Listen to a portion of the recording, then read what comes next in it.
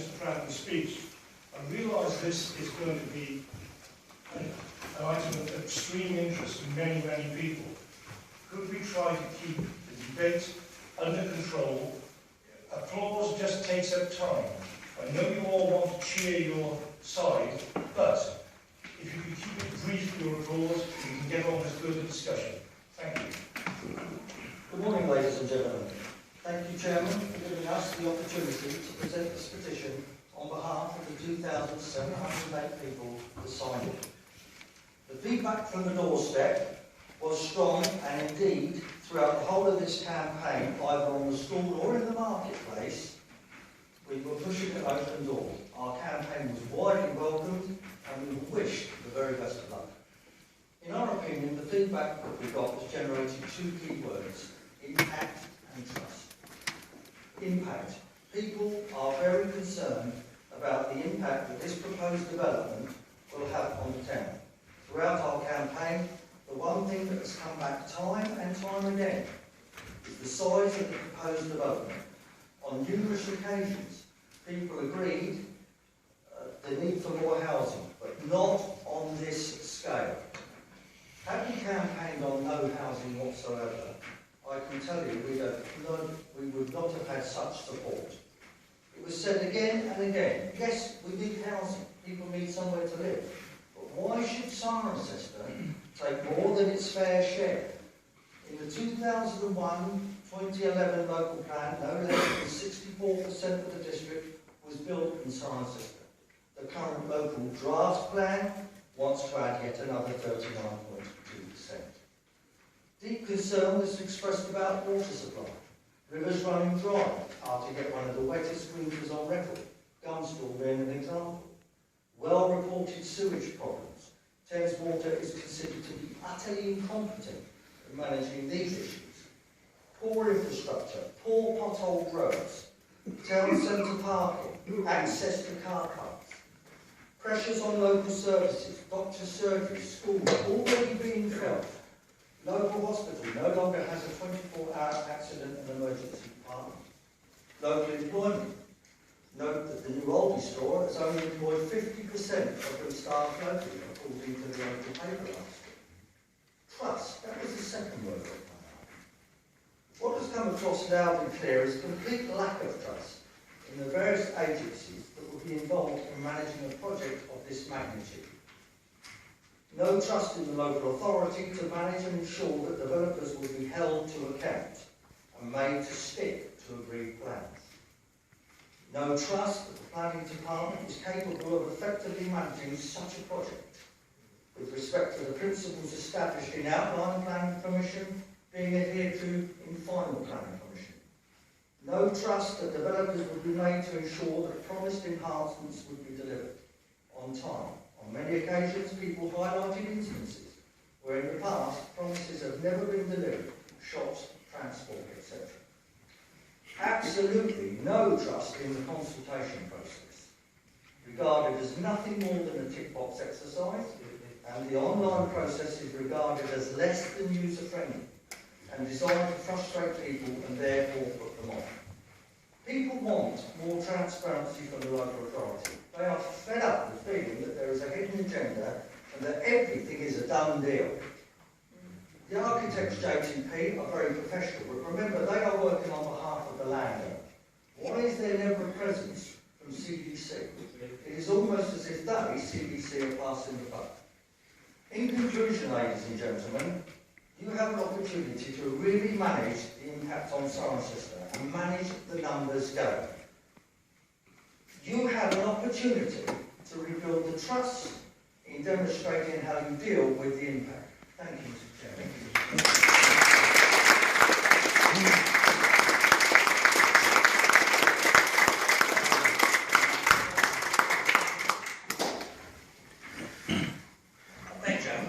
Thank you, Mr. Franklin, for presenting this issue.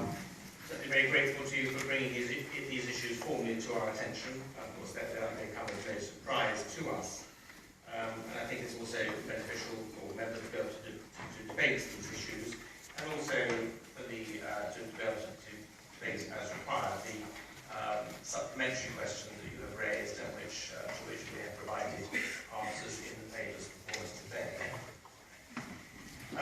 I'm going to propose, at the end of the debate this morning on the petition, that we defer this matter to Cabinet to be considered as part of the overall consideration when Cabinet next looks at the draft local plan prior to going out on formal consultation. What is said today will be recorded, will be minuted, and therefore will be considered by officers in putting together the recommendations in the consultation draft, and will also be available to members to discuss. That would be my proposal. Just wanted to pick up one or two issues that you've raised. I don't agree, as I said earlier to another speaker, that the consultation process is poor. I think it's been very well informed, highly geared, and I think that it has been efficient. We have been looked at by various planning inspectors, not inspectors, by planning experts who have confirmed they think that our method of consultation is fine. So I don't accept that, but that doesn't mean we'll rest on our laurels. We will continue to broadcast and to publish our consultation plans so that nobody can say that they didn't know. But my aim is to make sure that everyone knows what is happening and when it is happening. You mentioned the issue of trust, and it's sad to hear what you were saying, and I understand it is often frustrating. We live in a free world. The developers are able to negotiate. We as an authority have to be reasonable in our approach to planning and our approach to writing the local plan. We have to subject everything that we do to our government inspectors, who will look at all the evidence and weigh out to see whether we have made the right decision in their view. So I can assure you that our forward planning team will construct a plan which will be workable, and also that our planning committee and our planning officers will ensure that whatever is agreed in the plan will be implemented, and whatever is agreed when planning applications come forward. We're not talking about planning application here, we are talking about writing a local plan. Eventually, planning applications will come forward, and negotiations will be held as part of that process in order to ensure that the appropriate infrastructure is included within each planning application. Thank you. Councillor Hodgkinson, you were indicating. Thank you.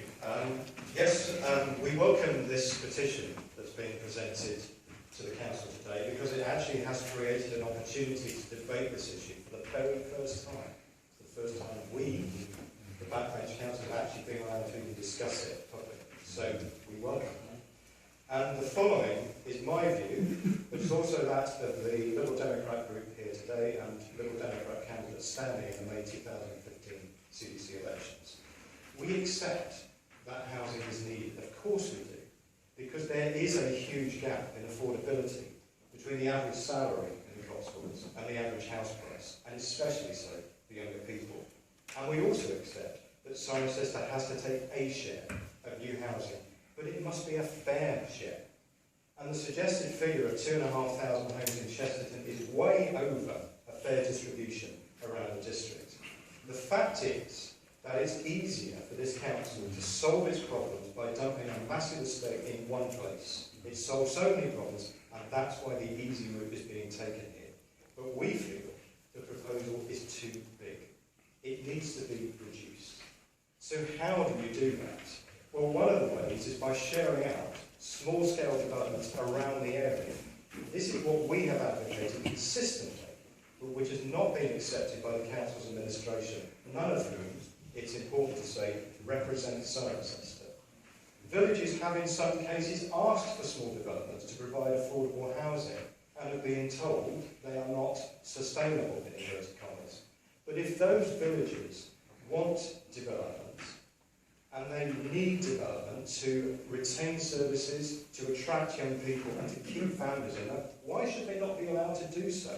I have a prime example in the ward I represent in North Surrey, where that village wants a small-scale development, but that small-scale development will not count in terms of the local plan. It is crazy. Communities which want such development must be allowed to do so, and this should form part of the local plan, just as brownfield sites must also take priority, rather than usable farmland. This development, therefore, if it happens, must reduce in size, but it must also have better infrastructure to support it and to support the rest of the town. The sewage system is creaking. It won't be tired of a wet winter, and the inevitable flooding it will bring to parts of Cirencester and surrounding areas. It needs improvement, but that improvement is terribly slow in coming forward. Improvement is also needed to parking facilities, the lack of buses which run all day and evening, to cycle lanes, to cycle facilities, to properly maintained roads. These are essential prerequisites to more housing. And if those thousands of people who come to this development, if it happens, are housed in this town, where do they work? Many will commute to Swindon, to Oxford, to Bristol, to Cheltenham, to Gloucester and further. Where is this council's strategy for encouraging jobs and new businesses in our town? It needs one urgently. So in summary, we want this council to really listen to people who are concerned about this proposal. We want this to be a proper listening exercise and not a done deal. I urge everyone here to make their voice heard and to support this petition today.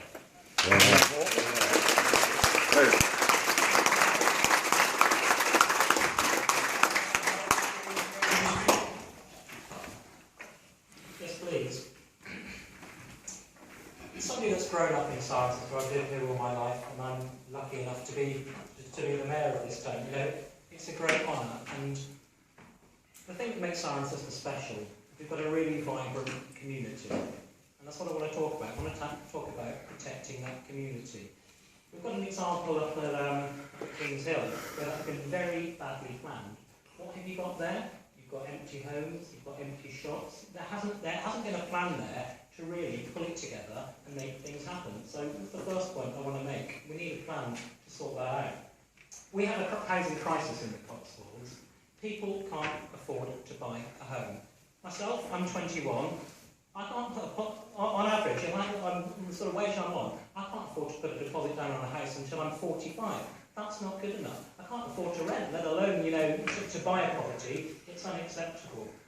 There is wide-scale concern about this development, not just in Cirencester, but across the Cotswolds. And I have to applaud the Save Our Cirencester group.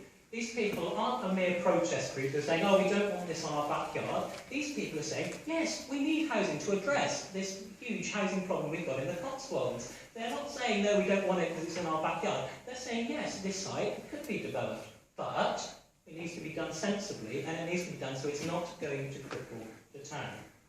What's the problem then? Well, where do you begin? We've got the infrastructure of the town, as Paul mentioned. I've seen firsthand the problems we've got with flooding in Cirencester. The past 2 Christmases we've had really bad flooding. I see no assurance whatsoever from Thames Water, from anybody, from the Environment Agency, that anything's going to be done about this. How are we supposed to, go forward with this and trust this plan if we don't even have assurances from them? I think, unfortunately, as people have made clear this morning, there's a real disconnect between the people that are running this place and making the decisions and the people on the ground. As you said, Paul, none of the decision makers are from Cirencester, and that's quite telling. It's really worrying. And as Paul said, the easy option, we are pressing the easy option on this. There are other ways of doing this. For a start, as Paul mentioned, let's look at housing across the Cotswolds. There are villages crying out for housing. But I think this is probably a bit more radical. Why don't we start building houses again? Then it's our own destiny. We can decide where we put them. We've got land. Why are we building houses again? We should be. It's in our own destiny, and that's something we can be done. We've really messed up in the past years. If we had started building houses, we'd get money back from the government. Hopefully they'll extend that scheme, but who knows? Again, the consultation process, it hasn't been good enough. There's a real disconnect, and people People are making it clear. You know, the people are turning out today, not because they feel they've been listened to or asked, but because they're angry, because they don't feel like anybody's listening to them. And it's all very well, Councillor Parsons, talking about how, yes, some inspector from London or some expert, planning expert is saying, oh, you've got a good consultation, you're doing things right. Listen to the people. They're the people that elect you, not some expert from London.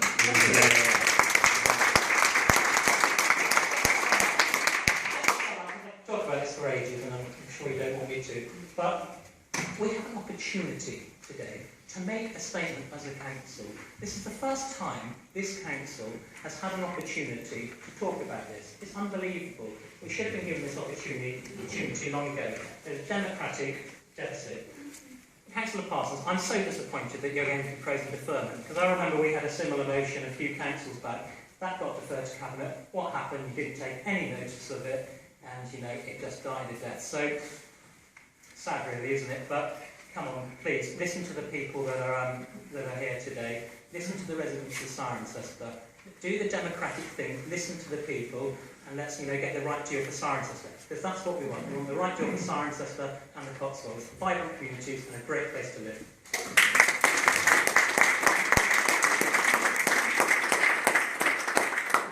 Councillor Nash, could you... Thank you. Well, I'm not quite as emotional about this as my colleague who's just spoken, perhaps because I wasn't born in Cirencester. I've only lived in Chesterton for the last 34 years. I guess, compared with young Joe, that does make me a little bit more experienced about it than he is, but we'll pass that by. As the only Chesterton councillor in the room, unfortunately my colleague is on holiday at the moment, but as the only Chesterton councillor in the room, I think first of all my first obligation is to make it clear to those in the public gallery that until and as long as I am their district councillor, I will do my best to represent their views in this chamber, in all forums, in full council, all committees and everything else. And I will keep on pressing their cause. Whether I agree with it entirely or not is not important. I am their elected member and I will do my best for them.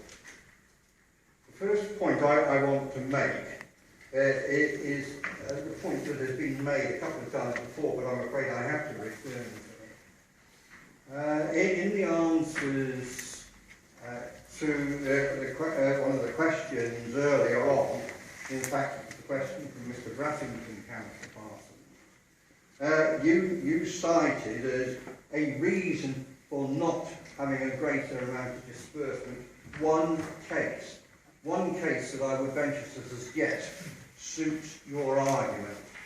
Okay, so your case may be true in this instance, but I recall a plea by the good people of Longborough, a few years ago for more houses because they wanted sustainability, they wanted to sustain their primary school. And this is what we mean by we should be counting those houses that villages want and not just passing them by. It is ridiculous that anything less than 40 houses can't be counted in our local plan. The second point I would like to make comes to the consultation. You give an answer here, Councillor Parsons, in 3 pages, 50 items I counted up of your consultation. In fact, if you look at them, only 10 of them are to members of the public, and it's the public we should be consulting, not other councillors. An email circulated around district councillors does not count as public consultation, I am afraid. 10 of the 50 points made there relate to the general public. And one of those was not a consultation organised by this council, it was a consultation organised by the Chesterton Community Group for the people of Chesterton.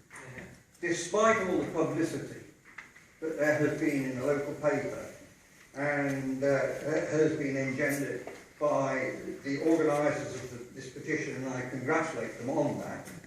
And I have to add here, in case there is any doubt, that I am not a signatory to that petition because I found it better not to be. But despite all the publicity, there are people living in Cirencester today who are not aware of the threat to their town that this overlies development will cause.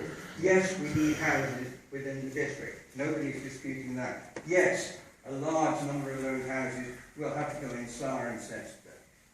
But not, for heaven's sake, 2,500 on a couple of green fields up in Chesterton.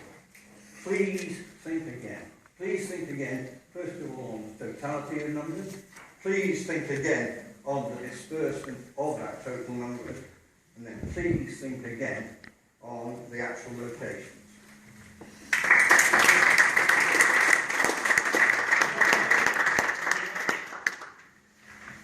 Thank you, Chairman. Chairman, I represent the Ward 4 Fairford, to go to my colleague Ward, and I have to say that I agree with envy at the consultation process which has gone on about this matter in Chesterton. We in Fairford have seen the growth of the number of applications of housing to be built in excess of the numbers in percentage terms that we have heard today. And we have had no consultation, none at all, because we've had salami tactics visited upon us. And I think that we have got, I think that your project, the project in Chesterton, has lasted over a number of years. We have had over 400 houses in a community of our size, visited upon us, which are going to be built in the next 4 years, if I'm not mistaken. I'm sure Mr. Walker is far better at these picky points than I am. He'll pick me up later and tell me. But that is the sort of thing which we have had to endure in Fairford. And only yesterday we heard the decision of yet another application that's been successful against this council. And it is not true, therefore, to say that the villages are not sharing their part in this. It's certainly not true, in fact, and that we are not sharing our burden with the other districts. And I'd like to people to take note of that. And we would like to have, we would make all the same points that you've been making, sir. All the points you've made have been made on individual applications time and time again, and we have been unheard. And I share the leader's despair at the planning process that allows us to go on. In England we have a non-planning. It is no planning. I've lived in places in the world where we have very strict planning, and that has worked very well. Here, I'm afraid, we do not. And as for having dispersal, yes, you have dispersal if you have the sites coming forward. But who is putting forward the sites in the places where you want them? Answer, I don't know. But if they were being put forward, you wouldn't be having the same difficulty. And other districts have got the same problem. In Stroud, they've got, I think, one site to accommodate over 2,000 houses as well. I bear no grief for that at all. I don't welcome it anymore than I welcome what's going on in Chesterton. But to say that there's that we're not sharing the burden in the villages is just not true. And I think that should be taken as true. As regards Thames Water, what they're doing is appalling. I mean, it is truly scandalous that in London we've got a tunnel for sewage being constructed, which I don't know costs how many billion. My mind tells me 34 billion. I don't know. But as a result of that, 80p is going to go on our local rates here. Now then, the principle should be he who uses pays for it. But Thames Water have allocated £20 million to the whole of the Thames Valley area, which they cover for development. Well, how far is that going to go when they start at the south end somewhere and end up in the northern part of the Cotswold? So Thames Water got no money, I think, they're out of source. They clearly cannot manage this project. To do the job they're supposed to be doing. So I just wish to make those points, Chairman, that Cirencester is not alone in having to bear this burden. We too have the burden. Thank you. Councillor Gibb, next. Thank you, Chairman. My theme is very similar to Councillor Trelawney. I represent Tetbury, and we have seen the same situation. We know that we are going to have to find 800,000. Those nearly 800,000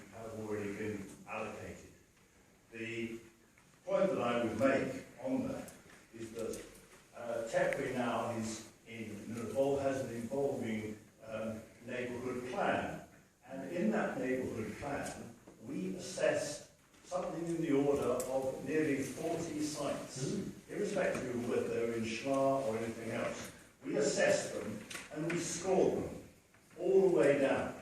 What I would suggest is that Cirencester actually do the same. Whether or not you have a neighbourhood plan, I don't know. But it would be very helpful, I think, to see whether there are any other sites coming forward within Cirencester. If not Chesterton, or where else in Cirencester? And finally, I think we're always talking about infrastructure. I was at a meeting of the Barnsbury neighbourhood plan the other day for interest, and one of the councillors explained there to me that on a really quite a small development, Barnsbury Town Council was given £1 million for infrastructure. Now, if that was the case, on a relatively small site, I think we're talking probably about 120 houses, what do you think Cirencester would get from a development of 2,500 houses?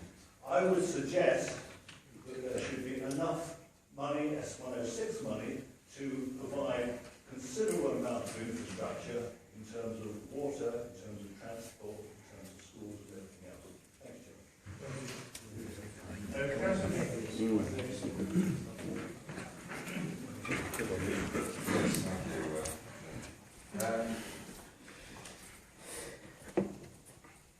My involvement with the council over the last 4 or 5 years is probably on record as challenging a number of issues that have been promoted by the Cotswold District Council Planning Department. What I would say is that the local community of Chesterton are absolutely right to stand back and question why this number of properties are being dumped on the southwest fringe of Cirencester. Councillor Parsons, who's the deputy leader, will trot out a number of reassurances or explanations, but our job in the chamber, particularly on this side of the chamber, is to try and get behind the facts of what's going on and the real and something closer to the truth. The reality is that the track record of this council in terms of strategic planning is dismal. Its ability to get things right is questionable on anything, on every major planning item I've challenged on. Ultimately, this council has been wrong. Yes, they'll trot out a number of excuses, but you cannot get away from the fact that this development is so large, forget Fairford, that's already done. We have an opportunity to actually look at this, and the people should get behind the chamber and start asking, or the council, and start asking real questions about why this, the easy option, is being taken. Because it's manifestly and almost universally unpopular. It's only popular with the old buffers.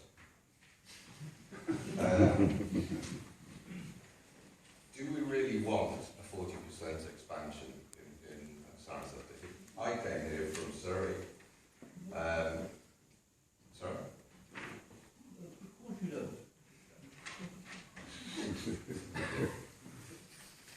Because it's a fantastic environment. You expand it by 40%, you will destroy it. That's the reality.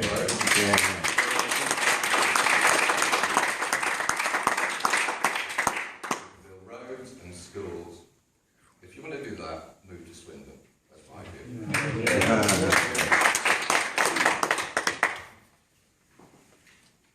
As councillors, we're here to promote the interests of our electorate.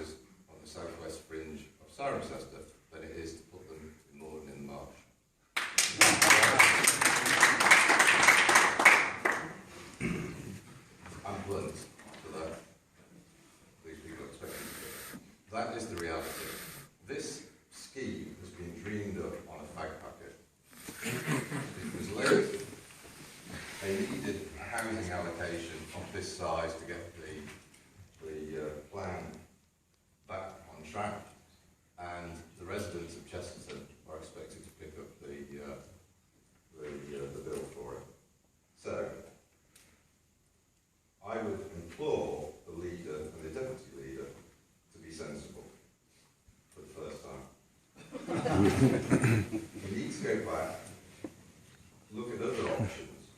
I mean, the Cotswold is formed, most rural environments are formed by organic expansion, not by huge swathes of estates. Kings Hill is a planning disaster. It's a carbon. Whoever, yes, it's not our fault, it's somebody in Whitehall. But ultimately, we are here to represent the interests of the Cotswold community. And we don't do it. We blame everybody else, but we have an opportunity to look at this again. And I drive through, Councillor Theodolu is right about Furford, I drive through Furford. Developers hold too much sway in this environment, but Furford is also at the point of being destroyed as a community. Others will follow suit. So our job is not just to make excuses, our job is to draw a line in the sand and say, no, we need to represent the interests of our community and say no. And I think we should be saying no to 2,500 houses. Thank you.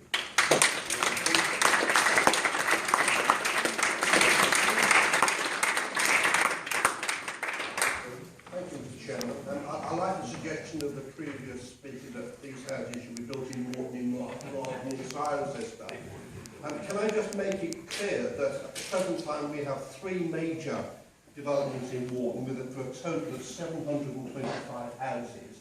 That's equivalent to what is on the portrait basis to what's being proposed here for Cirencester. And the more housing will be built over the next 20 years, no doubt. There is a fundamental planning problem in the UK, in that the housing need is primarily where there is overpopulation in the big cities. Yet the houses are being built in the Cotswolds because this is where developers can make money. Chairman, everything that Mr. Councillor Theodolu said about Fairford applies equally to Morton. It applies equally to Tetbury. I think that it's very misleading of the Liberal Democrat representatives here today to boost the concerns of Cirencester residents and say that this is a party political thing. It's not. The fact is that we are being forced to build too many houses in the Cotswolds, and we saw that yesterday with the Tetbury decision, with the Fairford appeal decision, which is totally bizarre. Excellent response. Councillor Leesfield.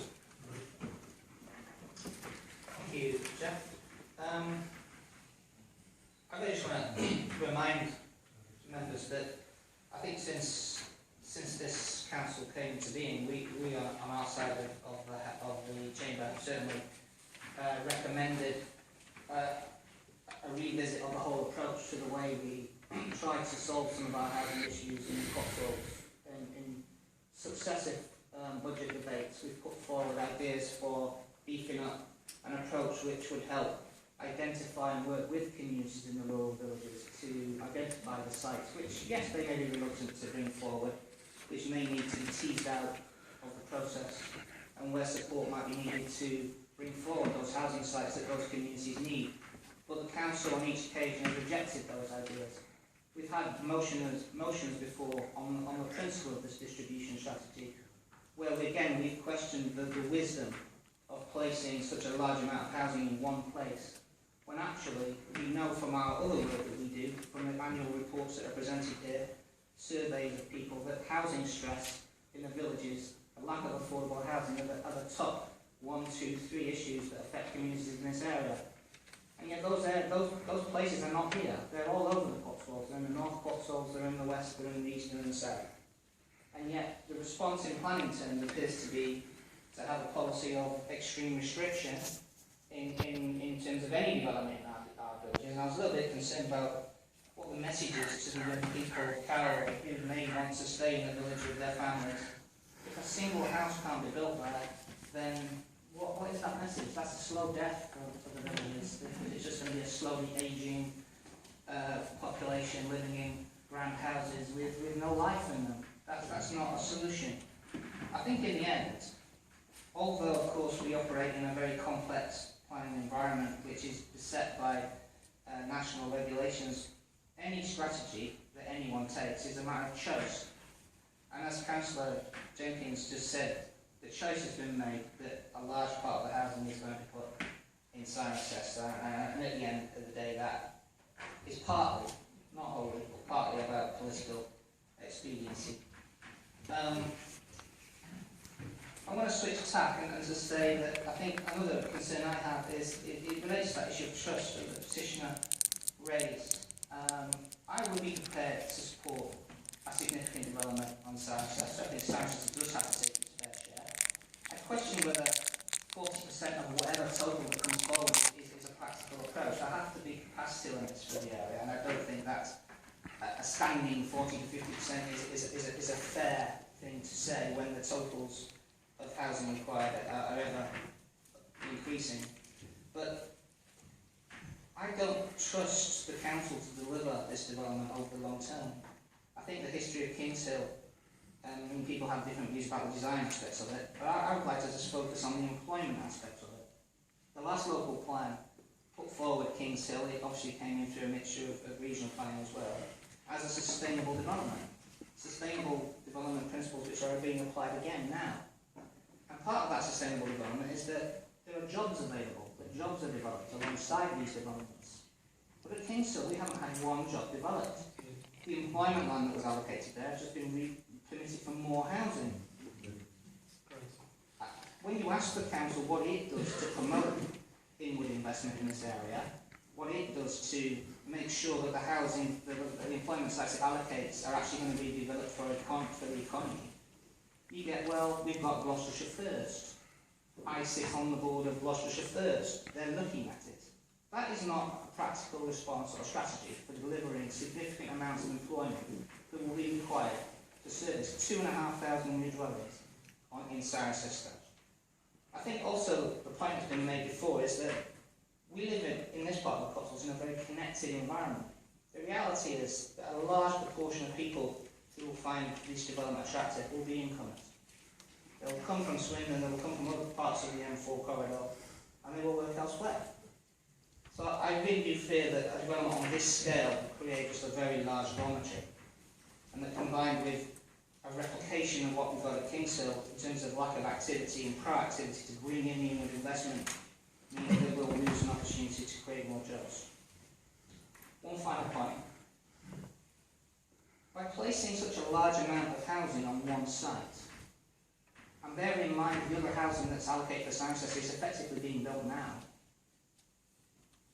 the other half of the development, the other half of the housing is going to have to come forward pretty quickly in order to sustain our 5-year land supply over a long period of time. I do fear that this development will not be able to be built out fast enough to sustain the housing supply over a long period, and that we'll be very quickly be revisiting our plan, and they'll be coming back for another 50% in another location, perhaps Harebushes Wood, where I noticed it was slipped in at the very end of the SLAR process. So I don't think this is actually the end of the story. I think the plan needs to be looked at again from a point of view of whether this will really deliver a sustainable community. And I think we're not really meeting the needs where they're being felt, which is all across the Cotswolds. Thank you.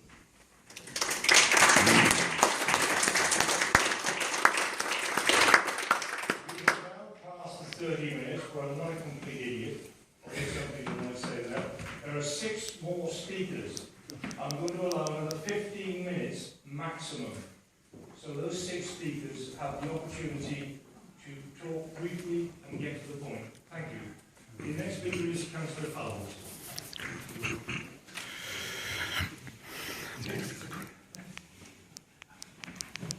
Chairman, thank you for allowing me to speak. The mic doesn't work, so I hope everybody can hear me. Sorry. We've heard today an awful lot of discussion about a number of settlements, not just Cirencester and the figures there. We've heard about Fairford, we've heard about Moreton and Tetbury from the relevant board members, and we've heard the shortcomings of the planning process as articulated by the leader of central government with the 6,900 houses. I think it's worth remembering that we have gone through a process with the SLAR. We did identify, I think it's 18 settlements. The market towns that have already been discussed, and a number of smaller settlements. I happen to represent a smaller group of villages which are midway between Cirencester and Fairford. We went through that process and we have identified some houses in one of those villages which will contribute to that total, but not to a huge extent. Because in the same way that Cirencester and Fairford have a number of issues to do with sustainability, so too do the villages, and some of them are extremely remote, don't have schools, don't have buses, the kinds of things that people, especially young people, need when they actually start out, whether they're in a shared ownership scheme or lucky enough to rent or buy a property. So there is a natural tendency to have to look towards the key settlements to be able to find places where people can live. But I wouldn't want the impression to be given that my ward wasn't keen to contribute to the process and isn't keen to see a level of local housing. It's just that we have limited land supply and we have very, very limited resources. If I could just make a second point, Chairman, on the issue of Thames Water and infrastructure. Given the limitations of our authority and indeed Gloucester County Council, we are not the providers of sewerage or water, that is obviously Thames Water. We have done a lot of work behind the scenes across the floor here, involving both Liberal Democrats and Conservatives to look at the Thames Water issues across the whole of the Cotswolds, particularly Fairford, Cirencester, which have been referred to, and indeed Southern. And we are continuing to do that work, but by their own admission, Thames Water at a local level have done as much as they can to impact and improve the service in a reactive basis, but they have their hands tied behind their backs in terms of getting the investment that's needed, and we do need millions of pounds spent on our infrastructure. And that doesn't just apply to Cirencester, it applies elsewhere. We need to look at what we can do, but we have our hands tied behind our back with Thames Water, and they in turn have their hands tied behind their back through government policy. Thank you very much. Councillor Mr. Sorry. I will be very brief, thank you, Chairman. First of all, I was rather concerned that we were doing a total of, oh, we've had this, we've had that, we know about the 18 settlements. We are talking about Cirencester, it's very sad about the other settlements, and this discussion will have a knock-on effect if we have a positive attitude and outcome to this, about what will happen in our other 18 strategic settlements. I'm very concerned about, we've talked about money, we've talked about landowner money, we all know that happens, we've talked about developer money, and we've also had a suggestion that the 2,500 houses will bring in a whacking great sum on our 106, which will solve the Thames water problem. I don't think we need to be looking at what S106 will bring in. We've got to look at what happens to